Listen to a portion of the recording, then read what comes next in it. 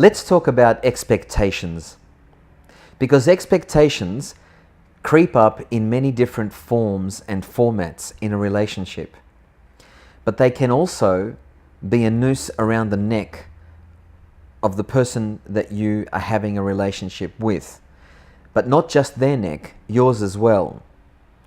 Because expectations are unwritten rules and laws, KPIs if you like, key performance indicators, checkpoints, whatever you want to call them. But life doesn't work like that, and neither do relationships. The truth is that when we expect something or demand something from someone else, it really reveals an inadequacy or a neediness in ourselves. Having expectations or demanding things of our partner is incredibly stressful, because very often they're not mind readers, which means they don't really know what you expect. And even if you tell your partner what you expect, you've got to ask yourself, can you legitimately have those expectations of them? Here's the big insight, here's the big reveal. Have I fulfilled my own expectations? Have I fulfilled the expectations I have of myself? And how many of those expectations are actually true and relevant to who I really, really am? Am I burdening myself with expectations? And am I burdening my partner with expectations as well? It's an interesting area to think about. Expectations and holding people accountable like that is exhausting. It takes a lot of work.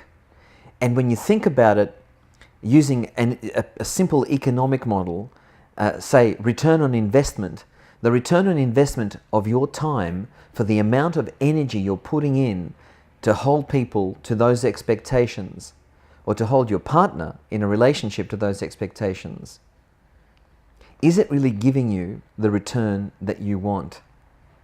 Is it an efficient way of running a relationship? Very often, the return is very, very small. Here's another insight around expectations. An expectation is a bit like having an agenda for a particular thing to be a certain way.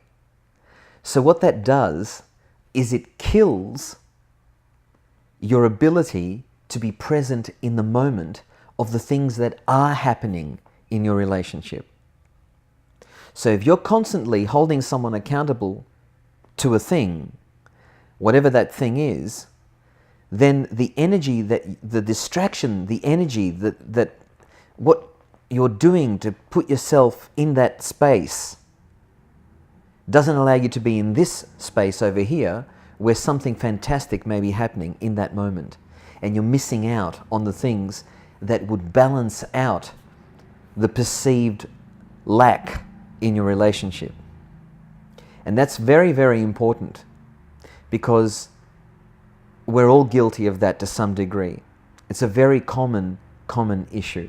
What is also true is that very often what we hold other people accountable for are the things that we can't hold ourselves accountable for. So here's the final little insight for this piece.